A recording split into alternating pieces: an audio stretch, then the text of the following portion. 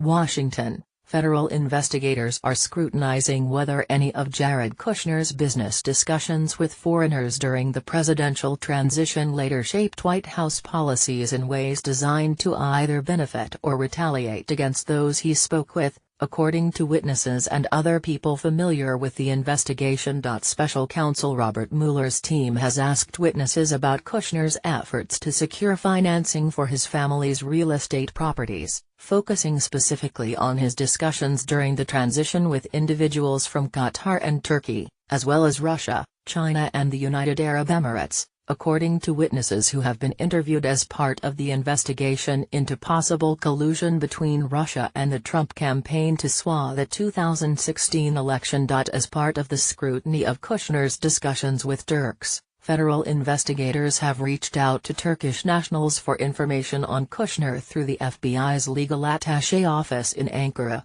According to two people familiar with the matter. Separately, Qatari government officials visiting the U.S. in late January and early February considered turning over to Mueller what they believe is evidence of efforts by their country's Persian Gulf neighbors in coordination with Kushner to hurt their country, four people familiar with the matter said. The Qatari officials decided against cooperating with Mueller for now out of fear it would further strain the country's relations with the White House, these people said. Kushner's family real estate business, Kushner Companies, approached Qatar multiple times, including last spring, about investing in the company's troubled flagship property at 666 Fifth Avenue in New York, but the government-run sovereign wealth fund declined, according to two people familiar with the discussion. Another discussion of interest to Mueller's team is a meeting Kushner held at Trump Tower during the transition in December 2016 with a former Prime Minister of Qatar, Hamad bin Jassim bin Jaber Al Thani, or HBJ, according to people familiar with the meeting. HBJ had been in talks with Kushner Companies about investing in its Fifth Avenue property, which is facing roughly $1.4 billion in debt that is due in 2019, these people said. Those talks with the company continued after Kushner entered the White House and stepped away from the business, but last spring HBJ decided against investing, these people said. In the weeks after Kushner Company's talks with the Qatari government and HBJ collapsed, the White House strongly backed an economically punishing blockade against Qatar, led by Saudi Arabia and the UAE, citing the country's support for terrorism as the impetus. Kushner, who is both President Donald Trump's son-in-law and a key advisor, has played a major role in Trump's Middle East policy and has developed close relationships with the crown princes of Saudi Arabia and the UAE. Some top Qatari government officials believe the White House's position on the blockade may have been a form of retaliation driven by Kushner, who was sour about the failed deal, according to multiple people familiar with the matter. Saudi Arabia and UAE have long had a rivalry with Qatar. The White House, Saudi Arabia and the UAE have said the blockade against Qatar is in retaliation for their government's support for terrorism. Any cooperation with Mueller's probe from foreign nationals or government officials would mark a significant new dimension to the investigation beyond what is currently publicly known. While Kushner and his business dealings have long been a focus of the investigation, this line of questioning suggests Mueller could be building a case that directly links action he took after the election to his conduct as a senior advisor in the White House. Kushner's divestment from his family's company before taking a job in the White House was limited. He allowed his brother to oversee his assets and transferred a trust to his mother, rather than removing his financial interests from his family. According to government ethics filings, he still holds as much as $761 million in real estate and other investments. Discussions with Turks. It is unclear how successful Mueller's effort to reach Turkish nationals has been or what discussions Kushner had with Turks that are under scrutiny. People familiar with the matter believe that Turkish President Recep Erdogan's son-in-law Berat Albayrak, who is also the country's energy minister, met with Michael Flynn, who would soon serve briefly as Trump's national security advisor, in New York in December 2016. Mueller's team has been investigating whether they discussed a possible quid pro quo deal. Flynn is cooperating with the Mueller investigation.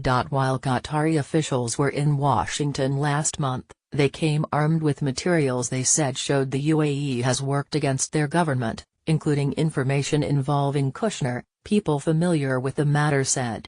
Asked for comment about Kushner Company's meetings with HBJ, the Qatari Wealth Fund and Turkish nationals, Chris Taylor, a spokeswoman for the company said, to be clear, we did not meet with anyone from the Qatari government to solicit sovereign funds for any of our projects. To suggest otherwise, is inaccurate and false. Two people familiar with the matter said there's been outreach between Mueller's team and HBJ, though it's unclear in what form and if there have been substantive discussions between the investigators and the former Qatari Prime Minister. A spokesman for the Qatari embassy in Washington, D.C., denied that there had been contact between Mueller's team and Qatari officials. Qatar has not been approached nor has it had any contact with the special counsel's office on any matters, said Jassim Al-Thani in a statement. Qatar has also had no contact with the United States government on any related investigations. Peter Marijanian, a spokesman for Kushner's attorney, responded to questions from NBC News with a statement saying time and time again, unnamed sources seeking only mischief have misled the media about what the special counsel is doing.